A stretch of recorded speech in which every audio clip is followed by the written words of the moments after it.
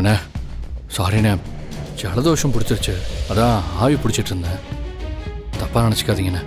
ஏய், நீ ஆவி பிடிச்ச மாதிரி தெரியலையே, அவ காலை பிடிச்ச மாதிரி தானே தெரியுது. ஏய்,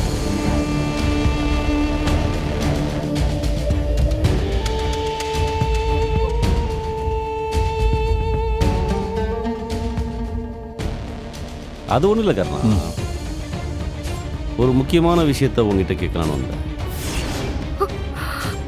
நேற்று அவரை கூட்டிகிட்டு ஹாஸ்பிட்டல் போனல, என்னாச்சு? டாக்டர் என்ன சொன்னார்?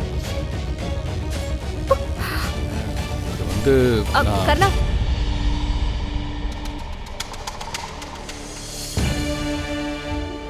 நாளைக்கு தான் ரிப்போர்ட் வரும்னு டாக்டர் சொல்லியிருக்காங்க. ஆனா எனக்கு இன்னும் அந்த வாமிட் நிக்கல. நீ ஜெயந்தி அக்கா கிட்ட கேட்டு ஒரு டேப்லெட் வாங்கிட்டு வரியா? அப்புறம் டேப்லெட் வாங்கும்போது மறக்காம இது சாதாரண வாமிட் இல்லைன்னு சொல்லிடு. அப்பதான் அவங்க சரியான டேப்லெட் தருவாங்க. இல்லைனா அவங்க பாட்டுக்கு ஏதாவது தப்பான டேப்லெட் கொடுத்துருவாங்க.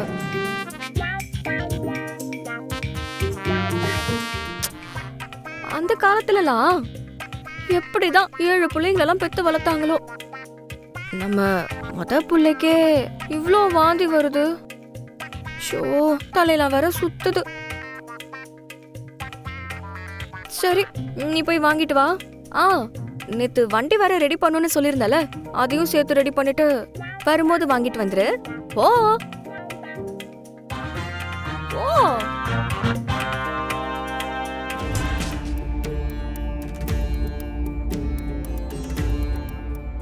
எங்களுக்கு ஆம்பளை புள்ள பிறந்தா உங்க பேர் தான் வைக்கணும்னு கருணா அடிக்கடி சொல்லுவான்.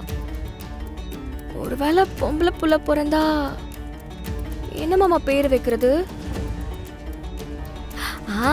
நாங்க அப்ப கூட கிருபா ராணின்னு உங்க பேரு வர மாதிரி தான் மாமா வைப்போம். ஏன்னா கருணாவுக்கு நீங்க தான் உசுரு.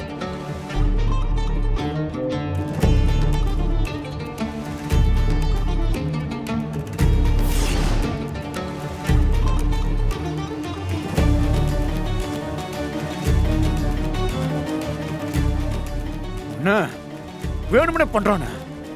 ஏய், நாம இது நடக்கூடாதுன்னு நினைச்சோமோ அது நடக்க ஆரம்பிச்சிருச்சு.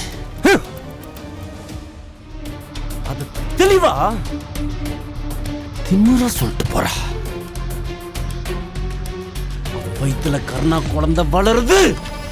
ஆமாண்ணே, அதனால்தான் அவன் இந்த ஆட்டம் போடுறான். ஏய் ஏய், நல்லா கேட்டுக்கோ.